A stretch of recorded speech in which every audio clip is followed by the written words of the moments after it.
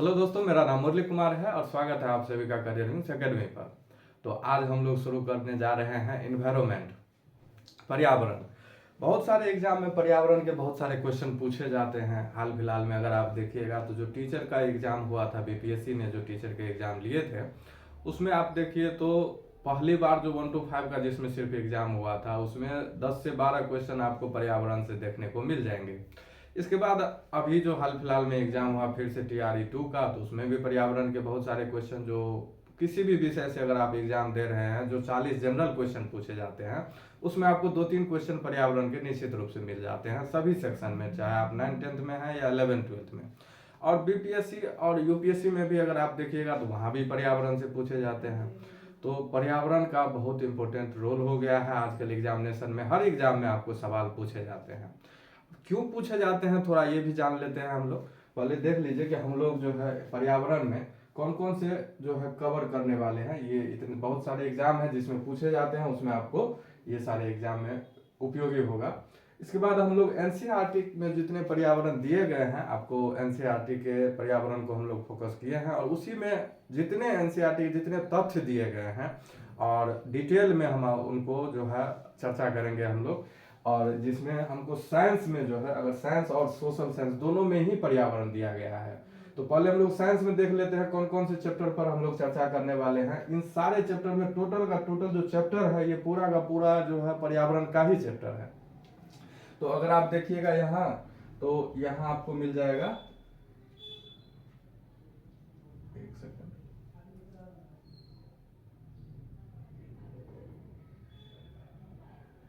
देख लीजिए।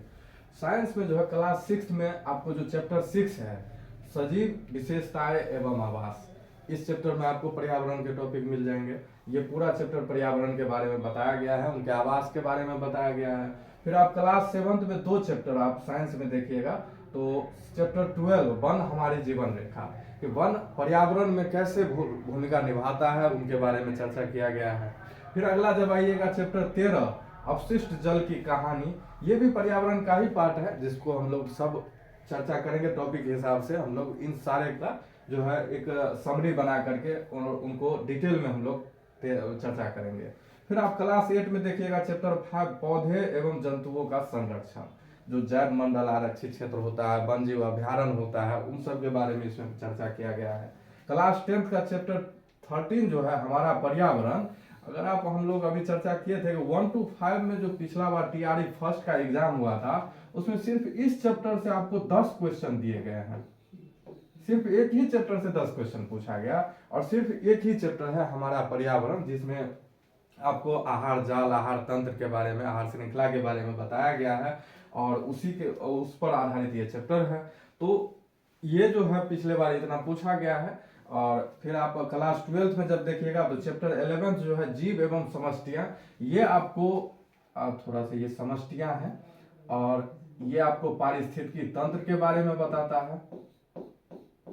पारिस्थितिकी तंत्र, जीव एवं समष्टियां पारिस्थितिकी तंत्र है।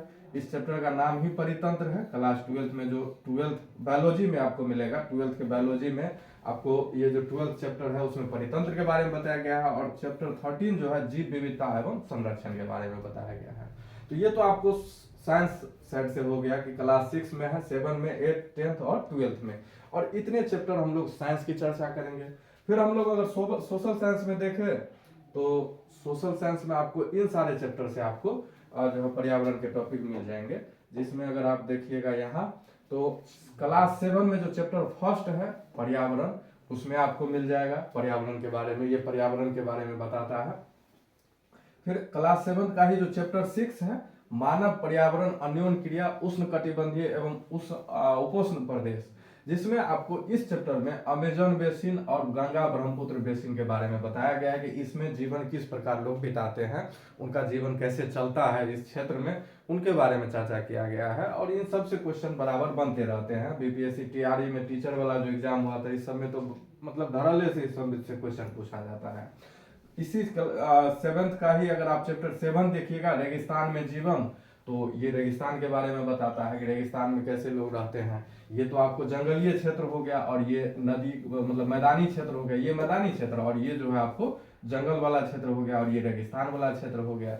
इससे आपको, और ये आपको भूगोल में मिलेगा, ये सारे चैप्टर भूगोल के हैं। सोशल साइंस में जो पर्यावरण का चैप्टर है वो भूगोल में मेनली मिलेगा, और साइंस में जो आपको चैप्टर दिए गए हैं पर्यावरण के वो आपको बायोलॉजी में मिलेगा, जीव विज्ञान में।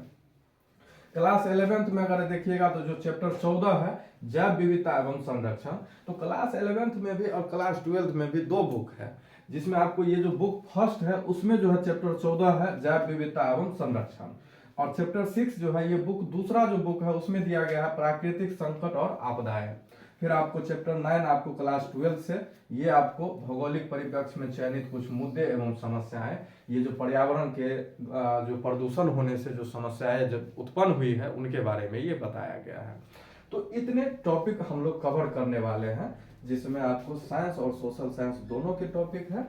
सोशल साइंस से ये टॉपिक आपको मिलेंगे और साइंस में ये टॉपिक है, ये चैप्टर है। और आप अगर आप जो है ये लेक्चर देखने के बाद आप अगर इनको पढ़िएगा तो आपको ज़्यादा समझ में आएगा।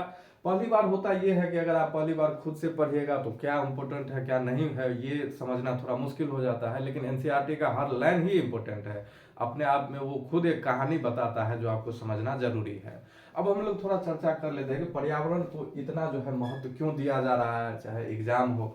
तो पहली बात यह है कि हमारे आसपास जो वातावरण है ये अब प्रदूषण के कारण जो है गंदगी से फैलता जा रहा है इसमें, और इसके कारण कई सारी बीमारियां उत्पन्न होती जा रही है। और इन बीमारियों के कारण ये तो या तो हम परेशान हैं, हम तो परेशान है ही, सरकार जो जो सरकार चलाती है देश के वो भी परेशान है, क्योंकि जो सरकार होती है उनका जिम्मेवारी है कि वो जनता की सुरक्षा करे, सुरक्षा को सुनिश्चित करे।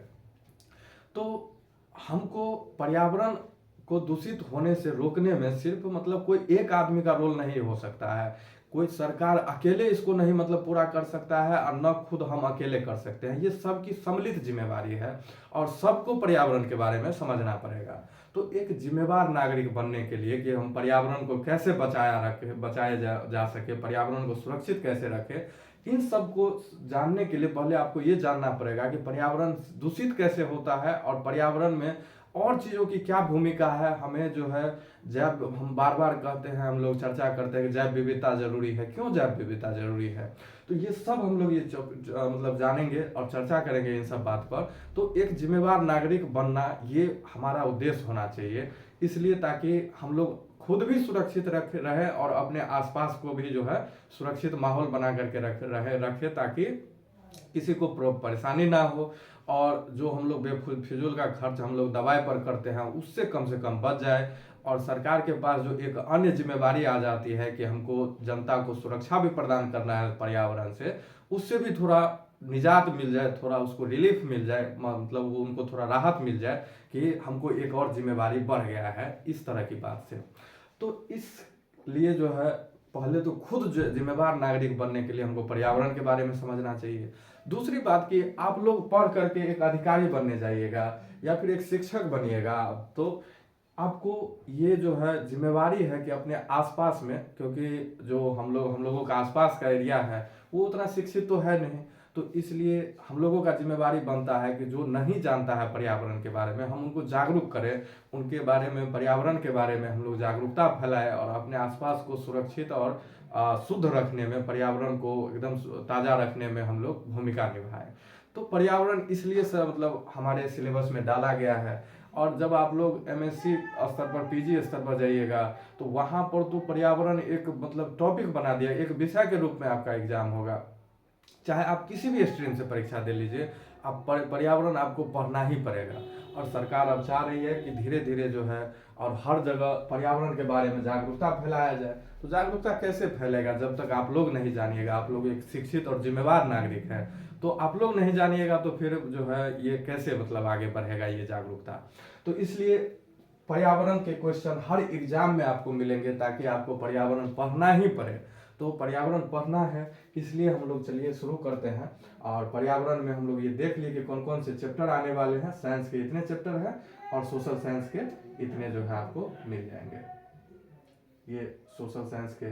तो आप लोग यहाँ ये लेक्चर देखने के बाद एक बार एनसीईआरटी जरूर पढ़े, ताकि आपको ज़्यादा से ज़्यादा समझ में आए और आपको जो है एग्जाम में कोई भी क्वेश्चन आपसे छूटे ना। हालांकि हम जो है पूर्णतः कोशिश किए हैं कि आपको एक भी पॉइंट, किसी भी मतलब जितने भी पॉइंट है एनसीईआरटी के, हर पॉइंट को हम लोग उपयोग किए हैं और एकदम कहानी की तरह हम लोग समझेंगे कि पर्यावरण क्या है। तो पहले आज हम लोग इंट्रोडक्शन से शुरू करते हैं कि पर्यावरण क्या है, इसमें हम लोग क्या क्या पढ़ने वाले हैं। तो थोड़ा आप लोग चैप्टर से देख ही लिए। पहले तो हम लोग पर्यावरण पढ़ने वाले हैं, ये जो साइंस में ज़्यादा क्लियर होगा आपको। इसके बाद हम लोग सोशल साइंस में आएंगे, क्या सब पढ़ेंगे थोड़ा इस पर चर्चा कर लेते हैं।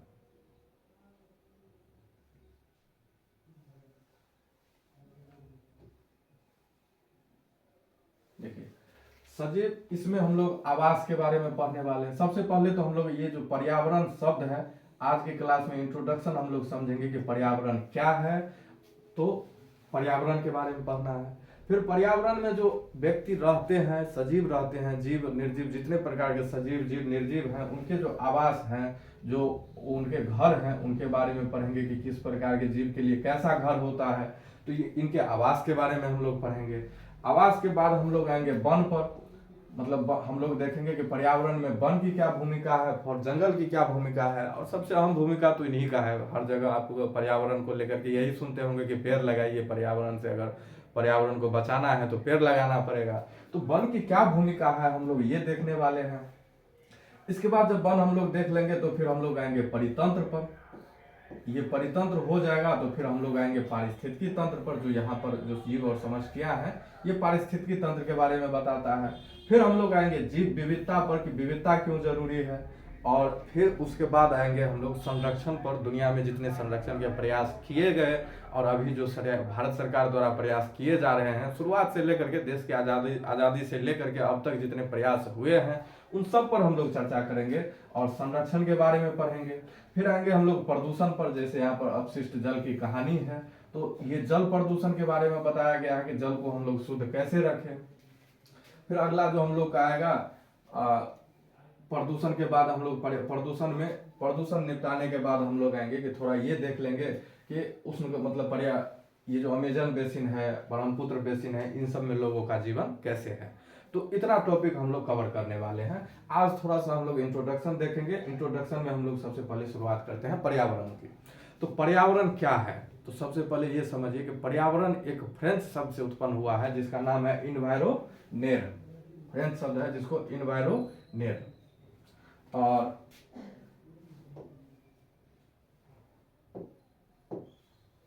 जिसका इन्वायरोनेर, जिसका अर्थ होता है पड़ोस। हमारे आसपास में जो भी चीजें हैं सब जो है हमारे लिए पर्यावरण है। जैसे चाहे वो निर्जीव हो या सजीव हो, निर्जीव सजीव दोनों ही जो हमारे आसपास में है सब पर्यावरण का हिस्सा है। हमारे लिए जो हमारे बगल में है वो पर्यावरण का हिस्सा है, और जो हमारे बगल में है उनके लिए हम पर्यावरण का हिस्सा है। हम किसी कमरे में हैं तो ये कमरा हमारे लिए पर्यावरण का हिस्सा है। पंखा चलाते हैं, पंखा हमारे लिए पर्यावरण का हिस्सा है। लाइट जलाने के लिए बल्ब का उपयोग करते हैं, बल्ब हमारे लिए जो है पर्यावरण का हिस्सा है। सांस लेने के लिए वायु का इस्तेमाल करते हैं तो वायु तो निर्जीव है और ये भी हमारे लिए पर्यावरण का हिस्सा है। भोजन के लिए हम लोग खाना का उपयोग करते हैं, चावल रोटी जो भी चीज़ें खाते हैं हम लोग, तो वो हमारे लिए पर्यावरण का हिस्सा है। और वो जिस चीज़ से मिलता है वो हमारे लिए पर्यावरण का हिस्सा है। तो हमारे आसपास मतलब पड़ोस में जितनी भी चीज़ें हैं, चाहे वो सजीव हो या निर्जीव हो, वो पर्यावरण का हिस्सा कहलाता है। तो इसका जो एग्जैक्ट परिभाषा है कि किसी भी जीवित प्राणी हम लोग हो गए, या हमारे दोस्त हो गए, या हमारे मतलब आसपास में जो जानवर है वो भी जीवित प्राणी है। चाहे कोई सूक्ष्म जीव ही क्यों ना हो जो हमारे आसपास है, हमारे आसपास तो हर जगह सूक्ष्म जीव है, हमारे शरीर के अंदर भी सूक्ष्म जीव है। तो उनके आसपास भी जो भी चीजें हैं, तो जितने भी जीवित प्राणी है, जीवित प्राणी के चारों ओर पाए जाने वाले लोग, स्थान, वस्तुएं एवं प्रकृति कहने का मतलब सारा कुछ आ गया। तो प्रकृति, ये पर्यावरण, इनको हम लोग कहते हैं पर्यावरण। तो सीधी सी बात समझिए कि हमारे पड़ोस में जितनी भी चीजें हैं, चाहे वो सजीव हो या निर्जीव हो, सभी पर्यावरण का हिस्सा होता है। जैसे में पर्यावरण हमारे लिए जीवन का मूल आधार है, क्योंकि हम लोग सांस लेने के लिए हवा का उपयोग करते हैं, खाने के लिए खाना का उपयोग करते हैं, पीने के लिए पानी का उपयोग करते हैं। क्या इन सब के बगैर किसी भी चीज का वजूद हो सकता है? तो बिल्कुल नहीं हो सकता है। मतलब पर्यावरण हमारे लिए बहुत ही जरूरी है। मतलब वायु जरूरी है, खाना जरूरी है, पीने के लिए पानी जरूरी है। और अब तो मतलब पहले जमाने में मान करके चलिएगा, अब ये भी है कि बात करने के लिए कोई व्यक्ति भी चाहिए, साथी हम लोग ढूंढते हैं। तो ये जो होता है प्रक्रिया, बिना इसके आदमी नहीं रह पाएगा। तो ये सारी चीजें, जितनी चीजें हम लोग देख रहे हैं, ये सभी चीजें पर्यावरण का हिस्सा कहलाती है। और रहने के लिए भूमि भी जो है पर्यावरण का हिस्सा है। हमारे लिए सूर्य का प्रकाश वो भी जरूरी है, तो वो भी पर्यावरण का हिस्सा है। ताप, अगर कम तापमान हो जाए तो भी हम लोग नहीं रह पाएंगे, तो वो भी पर्यावरण का हिस्सा है। तो जो भी चीजें हमारे आसपास में पाई जाती है, चाहे वो सजीव हो या निर्जीव हो, वो पर्यावरण कहलाता है, पर्यावरण का हिस्सा है। अगला आइए, पर्यावरण हम लोग समझ गए, इनकी उत्पत्ति जो है। अब पर्यावरण दो प्रकार के होते हैं, पर्यावरण को दो भाग में बांटा गया है, ठीक है। पहला तो है प्राकृतिक पर्यावरण और दूसरा है मानव निर्मित पर्यावरण। प्राकृतिक पर्यावरण और दूसरा है मानव निर्मित पर्यावरण।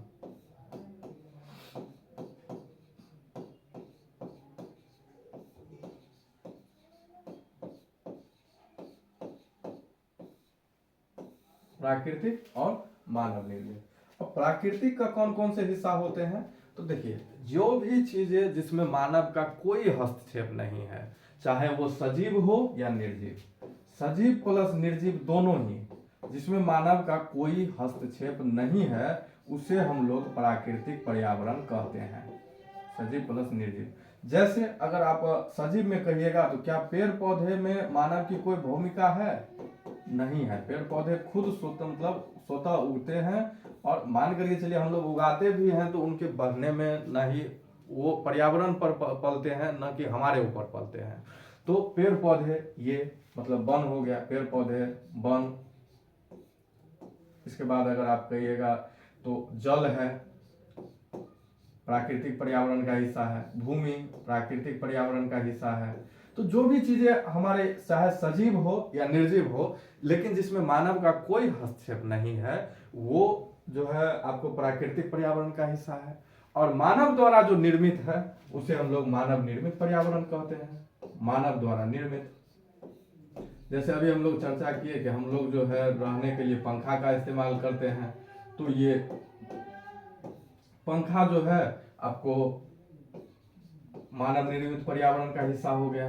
बल्ब का उपयोग करते हैं तो बल्ब जो है मानव निर्मित पर्यावरण हो गया। सड़क सड़क जो है हम लोग बनाते हैं तो मानव निर्मित पर्यावरण हो गया। भवन हम लोग बनाते हैं तो मानव निर्मित पर्यावरण हो गया। जो भी चीजें मानव द्वारा बनाई जाती है, चाहे बगल में आपको बेंच टेबल कुर्सी आदि बहुत सारी चीजें होंगी ही होंगी, और बहुत सारे जो भी चीजें हम लोग उपयोग करते हैं जो मानव द्वारा निर्मित है, उसे हम लोग मानव निर्मित पर्यावरण कहते हैं। तो पर्यावरण दो प्रकार के हो गए, प्राकृतिक पर्यावरण और मानव निर्मित पर्यावरण। तो प्राकृतिक में सजीव निर्जीव दोनों है, जिनका जो है जिनमें मानव की कोई भूमिका नहीं है। मानव निर्मित में सिर्फ जो है आपको निर्जीव वस्तुएं ही मिलेगी, इसमें सजीव वस्तु नहीं मिलेगी। ये मुख्यतः आपको निर्जीव ही मिलेगी। मुख्यतः के सारे निर्जीव है। क्या किसी सजीव को हम लोग तो पैदा नहीं कर सकते हैं, सजीव प्राकृतिक पर्यावरण का हिस्सा हो जाएगा। मानव प्राकृतिक पर्यावरण का हिस्सा हो जाएगा, लेकिन मानव द्वारा जो निर्मित है वो आपको जो है मानव निर्मित पर्यावरण का हिस्सा हो जाएगा। तो चलिए, पर्यावरण के दो भाग हम लोग समझ गए। अगला जो हम लोगों का है वो है जैव मंडल। अब जैव मंडल क्या है, थोड़ा सा इसको समझ लेते हैं। तो देखिए, मानव या कोई भी सजीव जहां रहता है उसे हम लोग जैव मंडल कहते हैं। जैव मंडल मतलब जहां कोई भी जीव रहता है। अब हम लोग कहाँ रहते हैं, तो हम लोग पहली बात कि हम लोगों को रहने के लिए भूमि चाहिए, ठीक है। बिना भूमि के कोई भी चीज नहीं रह सकता, चाहे कोई भी चीज जल में ही क्यों न रहता हो, जल में भी उसके लिए भूमि की जरूरत होती है, ठीक है। तो एक तो पहला चीज है कि हम लोगों के लिए स्थल चाहिए। तो जितने भी स्थल है उसको हम लोग कहते हैं स्थल मंडल, ठीक है। दूसरा जो हम लोगों के लिए जरूरी है, वो बिना जल के हम लोग नहीं रह सकते हैं। तो ये हो गया जलमंडल। आज देखिए प्राचीन काल में, जो बहुत पहले की अगर हम बात करें, जब आप इतिहास पढ़ते होंगे तो ये जरूर पढ़ते होइएगा कि प्राचीन काल में मानव नदी के किनारे ही बसते थे, क्योंकि उनको जीने के लिए पानी चाहिए था। और आज तो सुविधा हो गया है कि कहीं भी आप ट्यूबवेल गड़ा लीजिए, कल जो है जिसको हम लोग, और नल गड़ा लीजिए, आपको पानी मिल जाएगा। पानी मिलने के आजकल हम लोगों ने हजारों साधन निर्मित कर लिए हैं जिससे हमको पानी कहीं भी हो पानी। पहले तो पानी का स्रोत सिर्फ नदी पहाड़ हुआ करता था जहां पर पानी मिलता था, समुद्र का पानी आदमी पी नहीं सकता था। तो उस समय में समुद्र के किनारे नहीं, मेनली जो आदमी बसते थे वो पहाड़ों के किनारे, क्योंकि वहां पर नदी का जितना भी नदी है सब पहाड़ से ही निकलते हैं, तो पहाड़ के किनारे बसते थे। या फिर कहीं मैदानी क्षेत्र में अगर बसे तो नदी के किनारे बसते थे, क्योंकि और कोई साधन जल के लिए था नहीं। अब तो हमारे पास बहुत सारे साधन हो गए हैं, लेकिन जल तो फिर भी चाहिए, चाहे आप कहीं भी रहिए वहां पर जल आपको जरूरी है। तो हमारे जीने के लिए स्थल मंडल, जल मंडल, दो चीजें तो हो गया। रहने के लिए भूमि चाहिए, पीने के लिए पानी चाहिए, तो खाना के लिए हम लोग स्थल मंडल से व्यवस्था कर लेते हैं। लेकिन खाना जो सजीव हो या निर्जीव, चाहे आप मतलब फल फूल खाते हैं या फिर मांस खाते हैं, तो दोनों ही चीजें, जो मांस खाते हैं वो सजीव से प्राप्त होता है, लेकिन सजीव क्या बिना वायु के जिंदा रह सकता है? तो बिना वायु के सजीव का कोई वजूद नहीं है। अगर आप फल फूल खाते हैं तो फल फूल पेड़ पौधा से उगता है, पेड़ पौधा भी बिना वायु के नहीं रह सकता है। तो ये तीन चीजें जीने के लिए मोस्ट जरूरी है किसी भी जीव के लिए। क्या सब? स्थल मंडल, जल मंडल और वायुमंडल। बिना इसके, इन तीनों चीज के कोई भी चीज का वजूद है ही नहीं। तो ये तीन चीजें, जहां तीनों चीजें मिल जाए, स्थल भी मिल जाए, जल भी मिल जाए और वायु भी मिल जाए, उस कॉमन क्षेत्र को हम लोग कहते हैं जैव मंडल। और सजीव जितने भी है सारे वो उसी क्षेत्र में बसते हैं जहां ये तीनों चीजें अवेलेबल हो। पृथ्वी पर अगर आप वायुमंडल के एक्सेप्शन की बात करें, तो जैसे हम लोग जल के लिए साधन निर्मित कर लिए, उसी तरह अगर आप अंतरराष्ट्रीय अंतरिक्ष एजेंसी के बारे में सुने होंगे, अंतरिक्ष स्टेशन जो आजकल स्थापित होता है, बहुत सारे देशों ने स्थापित किया, भारत भी करने वाला है 2030 तक। तो अंतरिक्ष स्टेशन पर वो बहुत ही ऊपर में होता है, वहां तो वायु नहीं होता है, लेकिन फिर भी हम लोग वायु वहां ले जा करके और वहां पर आदमी रहता है अंतरिक्ष स्टेशन पर। लेकिन ये सब अब तकनीकी की वजह से हो रहा है, लेकिन अगर प्राकृतिक रूप से देखा जाए तो बिना इन तीनों चीजों के कोई भी चीज नहीं जिंदा रह पाएगा। तो आपको जहां ये तीनों चीजें मिलेंगी वहीं पर जीव मिल सकता है, अन्यथा किसी अन्य जगह पर नहीं मिलेगा। तो इन तीनों चीज जहां मिलता है उसे हम लोग क्या कहेंगे? उसे कहते हैं हम लोग जैव मंडल।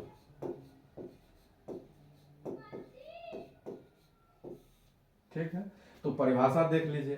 पृथ्वी का वो संकीर्ण क्षेत्र जहां स्थल, जल एवं वायु मिलकर जीवन को संभव बनाते हैं, जैव मंडल कहलाता है।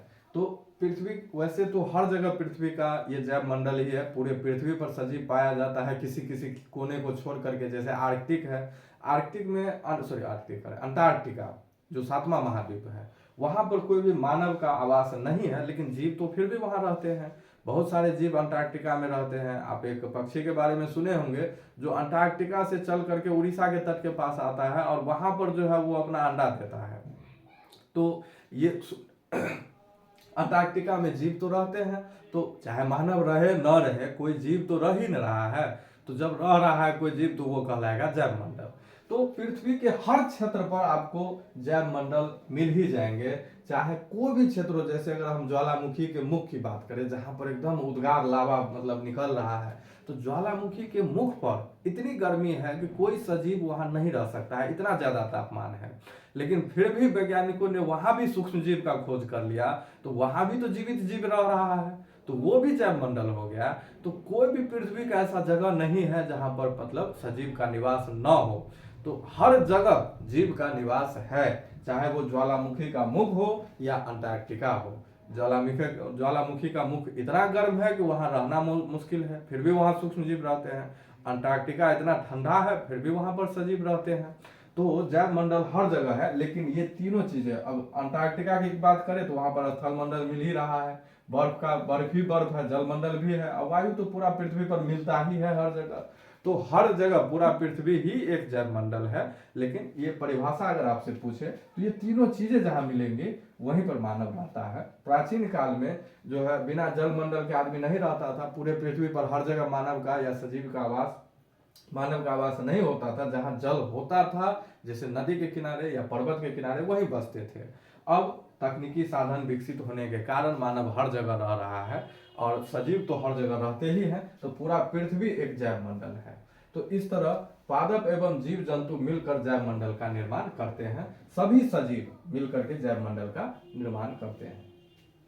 तो आज हम लोग सिर्फ पर्यावरण के बारे में इंट्रोडक्शन देखें। अगले लेक्चर में हम लोग आवास और अनुकूलन के बारे में देखेंगे कि आवास और अनुकूलन क्या होता है, उस पर चर्चा करेंगे। और लगभग जो है 7-8 लेक्चर लगेगा इसको ख़त्म होने में। और जो है उसके बाद हम लोग पूरे पर्यावरण के कोई भी क्वेश्चन हमारे सामने में आए, एनसीईआरटी के एक एक तथ्य को हम लोग जो है चर्चा करेंगे और इस पर जो है डिटेल में हम लोग बात करेंगे। और हर क्वेश्चन आपके लिए हल्का लगेगा, चाहे वो किसी भी प्रकार का क्वेश्चन है। लेकिन हम एक बार जरूर ये सजेशन करेंगे, आपको चैप्टर का नाम हम बिल्कुल पर्यावरण का लिख दिए हैं, आपको आसानी होगा। और आप एक बार जरूर ये एनसीईआरटी के चैप्टर पढ़े ये लेक्चर देखने के बाद, ताकि आपको और भी कंसेप्ट क्लियर हो सके। यहाँ पर हम लोग बिल्कुल ज़्यादा से ज़्यादा चर्चा करने वाले हैं, कोई भी तथ्य नहीं छूटेगा। लेकिन आप एनसीईआरटी जरूर पढ़े एक बार। तो साइंस से एक बार आप लोग देख लीजिए कि ये चैप्टर आपको पढ़ने हैं और सोशल साइंस के ये चैप्टर आपको पढ़ने हैं पर्यावरण के लिए। और इनसे खास करके अगर आप बीपीएससी टीआरई की बात करें तो यहाँ पर सबसे ज़्यादा क्वेश्चन पूछे जाते हैं टीआरई में। और बीपीएससी का जिस तरह से यूपीएससी पैटर्न पर बीपीएससी भी एग्जाम लेने जा रहा है, पीछे इस बार तो 69वीं बीपीएससी में बीपीएससी ने दिखा ही दिए कि जो है हम लोग यूपीएससी के पैटर्न पर जा रहे हैं। तो आपको इसके लिए तो इम्पोर्टेंट है ही ये बीपीएससी टीआरई के लिए, जो खास करके 1 to 5 और किसी भी 1 to 5 में सबसे ज़्यादा मतलब जीके जीएस से पूछे जाते हैं। तो जाहिर सी बात है वहाँ आपको ज़्यादा संभावना होगा। तो जहाँ भी जीके जीएस के क्वेश्चन मिलेंगे आपको ज़्यादा से ज़्यादा, तो वहाँ पर आपको पर्यावरण के निश्चित रूप से क्वेश्चन मिलेंगे। एसआई का एग्जाम में चाहे बिहार दरोगा हो या कोई भी अन्य दरोगा हो, पर्यावरण के क्वेश्चन आपको मिल ही जाते हैं, एनसीईआरटी के क्वेश्चन मिल ही जाते हैं। और हम लोग डिटेल एनसीईआरटी की ही चर्चा करने वाले हैं। बीपीएससी जो मेन होता है, जिस इस बार 69वीं बीपीएससी हाल फिलहाल में हुआ है, तो उसमें भी पर्यावरण के क्वेश्चन आपको मिल जाएंगे। और यूपीएससी में लगभग में कम से कम क्वेश्चन जो है 15 क्वेश्चन पर्यावरण से पूछे ही जाते हैं। 12, 13, 14, 15 ऐसे क्वेश्चन पूछे ही जाते हैं यूपीएससी में। तो सारे क्वेश्चन यहीं से रहते हैं एनसीईआरटी से। और बीपीएससी जिस तरह यूपीएससी पर जा रहे हैं, मतलब जाने का प्रयास चल रहा है बीपीएससी का, उस तरह से अगर देखा जाए तो अगले टाइम में आपको बीपीएससी में पर्यावरण के क्वेश्चन धड़ल्ले से मिलेंगे। और टीआरई में तो पूछ ही रहे हैं। तो इतने सारे एग्जाम के लिए आपको किसी भी और एग्जाम का, आप हर एग्जाम का नाम तो हम लोग चर्चा कर नहीं सकते हैं, किसी भी एग्जाम के लिए पर्यावरण इंपॉर्टेंट है ही। तो हम लोग जो है अगले जो लेक्चर में हम लोग आवास के बारे में चर्चा करेंगे। तो फिलहाल के लिए आप पढ़ते रहिए, मिलते हैं अगले नेक्स्ट लेक्चर में।